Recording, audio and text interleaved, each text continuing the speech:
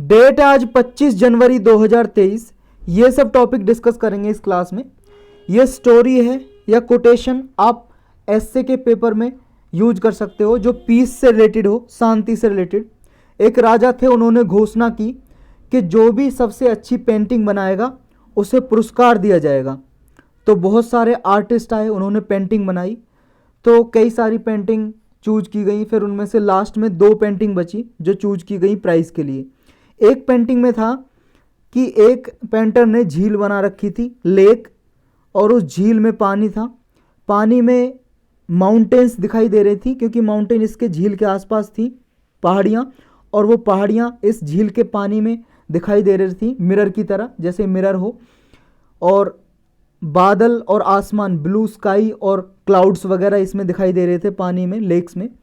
तो सभी लोगों ने सोचा कि ये पेंटिंग जीतेगी प्राइज़ और ये ही पीस का एक बेस्ट एग्जाम्पल है। लेकिन जो दूसरी पेंटिंग थी उसमें भी यही था, एक लेक बनी हुई थी। उस लेक में पहाड़ थे, बहुत ही रेगड पहाड़। रेगड का मतलब होता है कि ऊबड़ खाबड़ पहाड़ बने हुए थे उस झील के आसपास, जो उसके पानी में दिखाई दे रहे थे।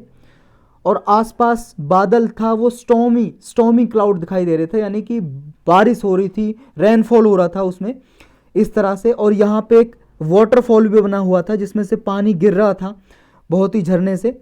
और उस झरने के पीछे एक पक्षी बैठा हुआ था, बर्ड। वो बर्ड क्या कर रहा था, अपने जो उसका बच्चा था उस बच्चे को फीडिंग करा रहा था, यानी कि खाना खिला रहा था। तो ये पेंटिंग जीती थी प्राइज। क्यों? क्योंकि देखो, ये जो बर्ड था, पक्षी था, इतने सारी डिस्टरबेंस में भी, इतने सारी जो ट्रैवल हो रही थी उस कठिनाई में भी बहुत शांति के साथ अपने बच्चे को खाना खिला रहा था और उस पर कोई भी इफेक्ट नहीं पड़ रहा था इस इतने सारी डिस्टरबेंस का। तो पीस का मतलब यही है कि peace does not mean the absence of noise, trouble और डिस्टरबेंस। शांति का मतलब ये नहीं है कि वहाँ पे कोई शोर शराबा ना हो, कोई कठिनाइयाँ ना हो, कोई परेशानियाँ ना हो, बल्कि शांति का मतलब ये है कि ये सब प्रेजेंट हों, ये सब वहाँ पे उपस्थित हों, उसके बाद भी आप कितने शांत रह पाते हो, ये है रियल पीस का मतलब। तो ये कोटेशन आप एसए के पेपर में यूज कर सकते हो इस कहानी के साथ। फर्स्ट टॉपिक है इम्यून इम्प्रिंटिंग। ये प्रीलिम्स के लिए इंपॉर्टेंट है मेनली। इम्यून इम्प्रिंटिंग एक टर्म है। ये टर्म क्या है ये आपको याद रखना है। देखो, मान लो कोई पैथोजन है।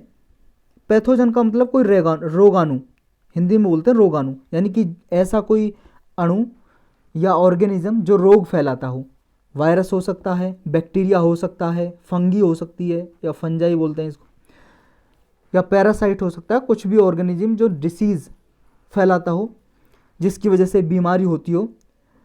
अगर मान लो कोई पर्सन को ये बीमारी हुई किसी वायरस से, ये पर्सन है मान लो, इसको बीमारी हुई। अब फर्स्ट टाइम जब इसको बीमारी हुई, वायरस से डिसीज हुई, तो इसकी बॉडी में एंटीबॉडी जनरेट होंगी। एंटीबॉडीज़ क्या होती हैं? देखो, जब भी कोई हमारी बॉडी में बाहर से कोई सब्सटेंस आता है तो उसे साइंटिफिक भाषा में बोलते हैं एंटीजन। एंटीजन का मतलब फॉरेन सब्सटेंस आया हमारी बॉडी में, यानी कि ऐसा विदेशी पदार्थ आया जिसे हमारी बॉडी पहचानती नहीं है। जैसे मान लो कोरोना वायरस है। कोरोना वायरस किसी की बॉडी में थोड़ी ना था पहले, आने से पहले 2019 से पहले, लेकिन प्रभावित किया बॉडी को, ह्यूमन बॉडी को। तो ये हो गया एंटीजन। जब भी कोई बाहर से एंटीजन आता है तो हमारी बॉडी में वाइट ब्लड सेल में एंटीबॉडी जनरेट होने लगती हैं। बी सेल होती है एक, बी सेल एंटीबॉडी जनरेट करने लगती है। तो एंटीबॉडी क्या काम करती हैं? जो बाहर से एंटीजन आया है इसको मारने का काम करती हैं। तो एंटीबॉडी जनरेट होती हैं जब कोरोना वायरस गया। लेकिन मान लो पहली बार जब ये आया तो एंटीबॉडी जनरेट हुई, तो हमारी बॉडी में इतनी ताकत बन गई कि इसको ठीक कर दिया हमारी बॉडी ने। या हमने बाहर से दवाई ली, डोज ली, जैसे वैक्सीन ली या टैबलेट ली, उससे एंटीबॉडी और जनरेट हुई, जिससे ये कोरोना वायरस ख़त्म हो गया हमारी बॉडी से। लेकिन अगर मान लो दोबारा यही कोरोना वायरस हमारी बॉडी को अफेक्ट करे, तो हमारी बॉडी में जो ऑलरेडी बी सेल थी, जो मेमोरी थी हमारी बी सेल की, जो जनरेट करती हैं एंटीबॉडी, तो वो ऑलरेडी जो बी सेल की मेमोरी में फिट था कि हाँ, ये कोरोना वायरस पहले भी हमारी बॉडी में आया था। तो वही वाली बी सेल दोबारा से एक्टिव हो जाएंगी और इस कोरोना वायरस को हराएंगी और ख़त्म कर देंगी। तो यही है इम्यून इम्प्रिंटिंग, यानी कि हमारी जो इम्यूनिटी है, हमारी जो प्रतिरोधक क्षमता है वो बॉडी की, वो रिस्पॉन्स करे काउंटर करने के लिए कि जो पहले ऑलरेडी पैथोजन आया था सेम पैथोजन, उसको दोबारा से काउंटर करे। तो यही है इम्यून इम्प्रिंटिंग। तो ये बस प्रोसेस आपको याद रखना है, ये टर्म याद रखनी है कि इस टर्म का क्या मतलब है। तो इम्प्रिंटिंग क्या है कि हमारी बॉडी में इम्यून सिस्टम में डेटाबेस की तरह काम करता है, यानी कि एक जैसे कंप्यूटर में आपके मोबाइल में डेटा है, कोई भी आपके वीडियो हैं या आपके पिक्चर हैं, इमेज हैं या कोई पीडीएफ फाइल है, वो स्टोर होकर रहती हैं। ऐसे इम्प्रिंटिंग में डेटाबेस रहता है जो हमारे इम्यून सिस्टम में इंफॉर्मेशन स्टोर करके रखता है और हमारी बॉडी को इन्फेक्शन से लड़ने में सहायता करता है। नेक्स्ट टॉपिक है मेंस्ट्रुअल लीव। केरल गवर्नमेंट ने देखो अभी अनाउंस किया है, घोषणा किया है कि फीमेल स्टूडेंट्स हैं जो, उन सबको सभी स्टेट यूनिवर्सिटीज़ में जो डिपार्टमेंट ऑफ हायर एजुकेशन के अंदर आती हैं, उन सभी यूनिवर्सिटीज़ में जो लड़कियां हैं उनको मेंस्ट्रुअल लीव दी जाएंगी। यानी कि जब उन्हें मासिक धर्म आते हैं, मेंस्ट्रुअल साइकिल आती है महीने में, तो उनको छुट्टी दी जाएगी इन स्टेट यूनिवर्सिटीज़ में।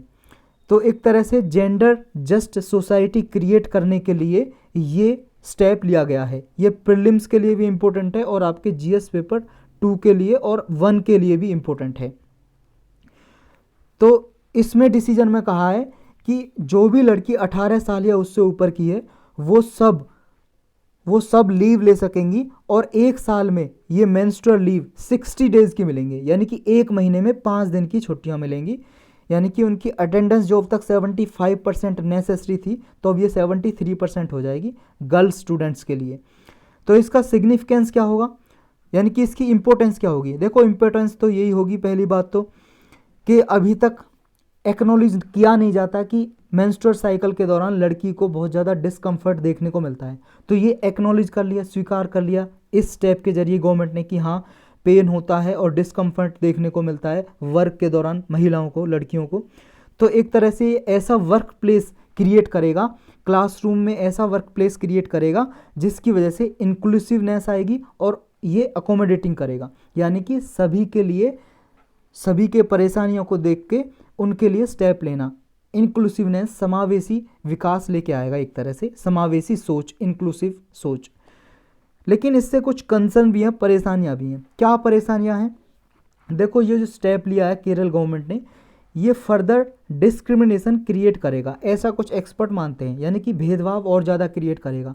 क्यों क्रिएट करेगा, देखो ऑलरेडी हमारे इंडिया में जो ट्रेडिशनल सोसाइटी हैं वो मेंस्ट्रुअल साइकिल को एक तरह से टैबू मानती हैं।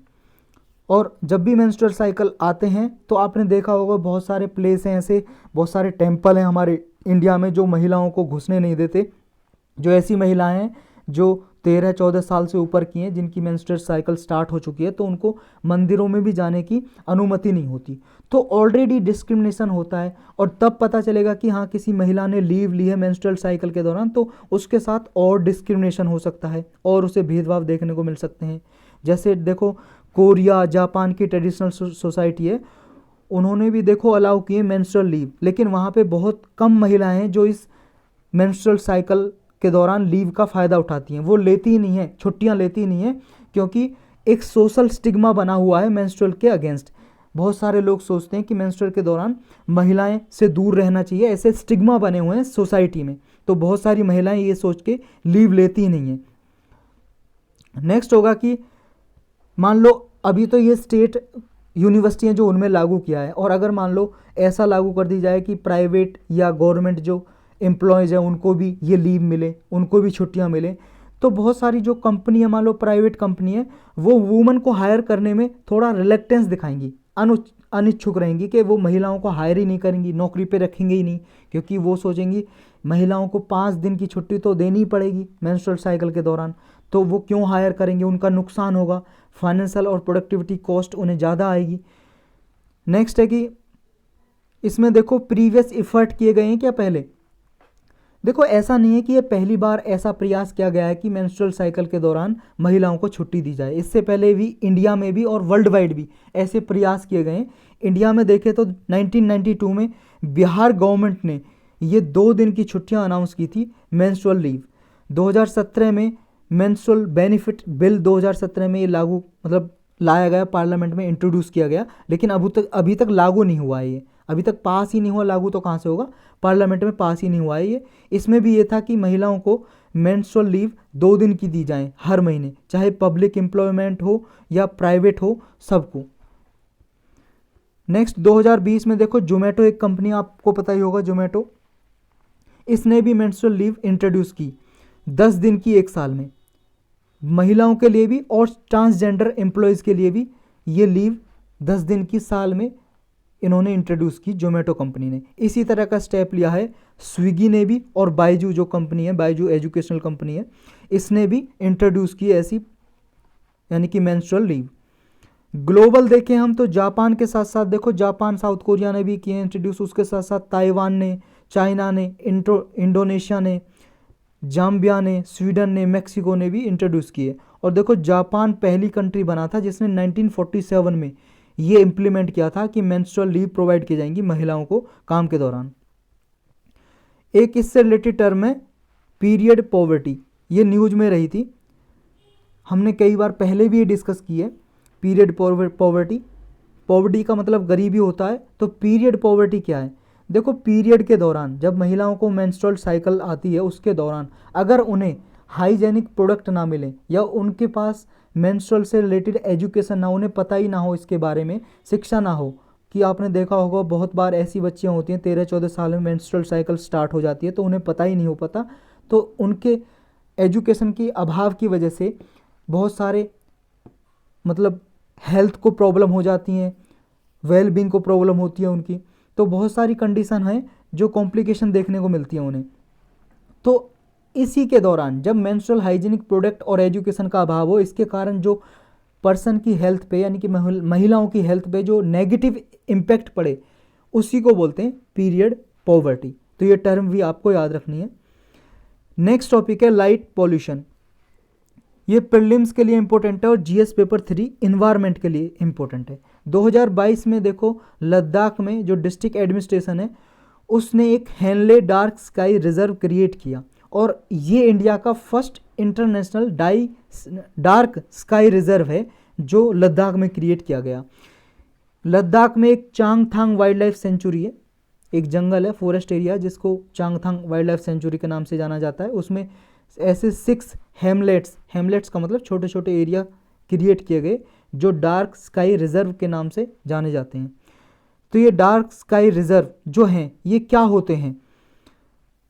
ये होते हैं, देखो मान लो रात में आप सबने देखा होगा कि बहुत सारे प्लेस में आजकल अर्बन एरियाज़ में तो लाइट जलती रहती है रातों रात, पूरे 24 आवर कह सकते हो आप, क्योंकि दिन में तो सूरज की रोशनी रहती है और रात में आर्टिफिशियल लाइट। लेकिन रात में जब ये लाइट रहती है तो इसकी वजह से जो स्काई रहता है, ना तो लोग स्काई को देख पाते हैं ना ही स्टार को देख पाते हैं, तो जो पर्सन का डायरेक्टली नेचर से कनेक्शन है वो कनेक्शन टूटता है। तो इसे लाइट पॉल्यूशन बोलते हैं। लाइट पॉल्यूशन यानी कि लाइट की वजह से पॉल्यूशन हो रहा है। ये पब्लिक हो या प्राइवेट लैंड हो, वहाँ पे जो क्वालिटी है नाइट की, वो नाइट की क्वालिटी है, उसको जो लोग हैं उसका यानी कि लुत्फ़ नहीं ले पाते। और वहाँ पे इन्वायरमेंट में जो ऐसे पक्षी हैं, बर्ड हैं या एनिमल हैं जो नॉक्टर्नल हैं, नॉक्टर्नल का मतलब है जो रात में एक्टिव रहते हैं, जैसे उल्लू, ऑल, तो ऐसे जो पक्षी हैं उनको डिस्टर्बेंस देखने को मिलता है, यानी कि उनकी हेल्थ पे बुरा प्रभाव पड़ता है। जब उनकी हेल्थ पे प्रभाव पड़ रहा है यानी कि बायोडाइवर्सिटी को लॉस हो रहा है, इसकी वजह से इन्वायरमेंट को नुकसान हो रहा है। तो ये जो नुकसान हो रहा है तो इसी को बोलते हैं डार्क स्काई रिजर्व, यानी कि जो लाइट पॉल्यूशन हो रहा है, ऐसा एरिया जहाँ पे लाइट पॉल्यूशन हो रहा है, अगर उस एरिया को घोषित कर दिया जाए कि यहाँ पे लाइट नहीं जलेगी, रात में लाइट का प्रयोग नहीं होगा, तो वो लाइट पॉल्यूशन से फ्री होगा। जब वो एरिया लाइट पॉल्यूशन से फ्री होगा यानी कि वहाँ पे लाइट पॉल्यूशन नहीं होगा, तो उस एरिया को बोलेंगे डाई स्काई रिजर्व। तो ये टर्म आपको याद रखनी है कि जहाँ पे लाइट पॉल्यूशन ना हो उसी को बोलेंगे डाई स्काई रिजर्व। इसके क्या क्या कॉन्सिक्वेंसेस होते हैं, प्रभाव क्या पड़ते हैं जब ये लाइट पॉल्यूशन होता है? तो जैसा हमने ऊपर डिस्कस किया, बायोडाइवर्सिटी लॉस होगा, इन्वायरमेंट को लॉस होगा, तो वाइल्ड लाइफ को नुकसान पहुंचाएगा, इकोसिस्टम को डिस्टर्ब करेगा पॉल्यूशन की वजह से। जो नॉक्टर्नल वाइल्ड लाइफ होते हैं, जो रात में प्लांट एनिमल ज़्यादा एक्टिव रहते हैं, उनको नुकसान होगा। जैसे देखो फॉर एग्जांपल की तरह माइग्रेटरी जो एनिमल्स हैं, जो पक्षी हैं, बर्ड्स हैं जो माइग्रेट करते हैं या एनिमल्स हैं, तो वो कंफ्यूज हो जाते हैं लाइट की वजह से कि उन्हें किस तरफ जाना है, क्योंकि बहुत सारे पक्षी और पशु ऐसे होते हैं जो स्टार को देख के, बहुत सारे नॉर्थ स्टार जो होता है ना, नॉर्थ स्टार को देख के अपनी मूवमेंट करते हैं रात में, या बहुत सारे स्टार ऐसे होते हैं जो चमकीले होते हैं, उनको देख के वो मूवमेंट करते हैं कि किस दिशा में, किस डायरेक्शन में जाना है उन्हें। लेकिन लाइट की वजह से, वो लाइट अगर जलेगी रात में, उसकी वजह से वो कंफ्यूज हो जाते हैं कि किस डायरेक्शन में उन्हें जाना है। 2020 की एक स्टडी है जो स्काई ग्लो है, उसकी वजह से देखो मल्टीपल एस्पेक्ट होते हैं इंसेक्ट लाइफ में।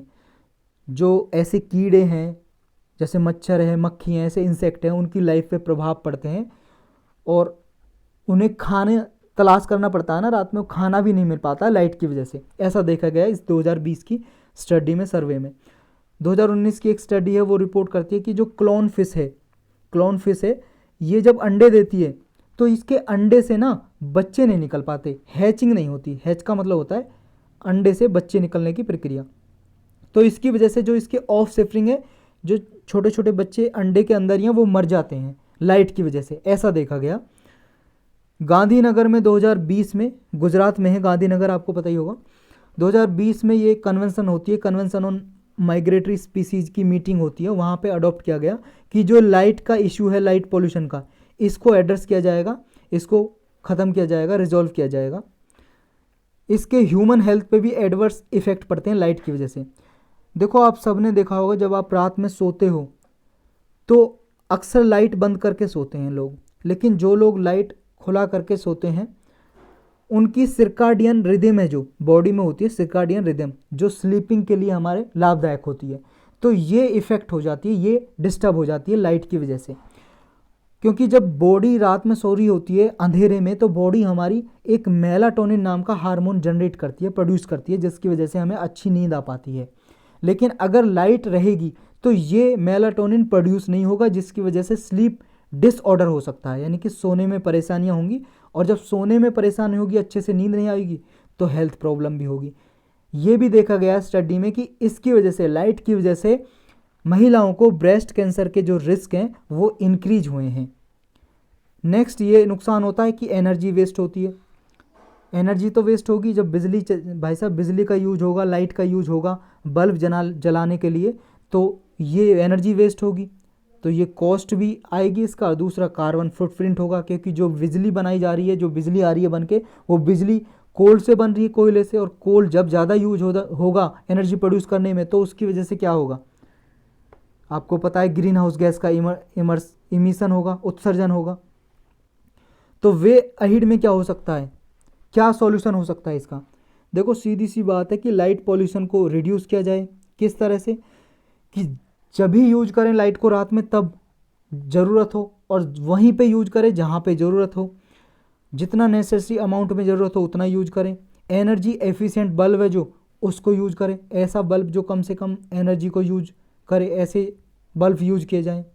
इंटरनेशनल बेस्ट प्रैक्टिसेस क्या हो सकती हैं? देखो एक यूनाइटेड किंगडम का ये एक रूल है, outdoor lighting code. Outdoor lighting code United kingdom ने लाइट पोल्यूशन को रिड्यूस करने के लिए इम्प्लीमेंट किया था, तो ये कोड यूज किया जा सकता है। कंक्लूजन में क्या कह सकते हैं? देखो कंक्लूजन में ये कह सकते हैं कि नाइट स्काई का जो कनेक्शन है, जो इंडिजिनस कनेक्शन है लोगों का नाइट स्काई से, जो लोग स्टार से कनेक्शन कर पाते हैं, वो लाइट की वजह से ये कनेक्शन टूट रहा है, इरेज हो रहा है, जिसकी वजह से कल्चरल और इकोलॉजिकल जीनोसाइड हो रही हैं। तो ये रोकने के लिए लाइट पोल्यूशन को रिड्यूस करना इम्पोर्टेंट है। यही टॉपिक थे आज के।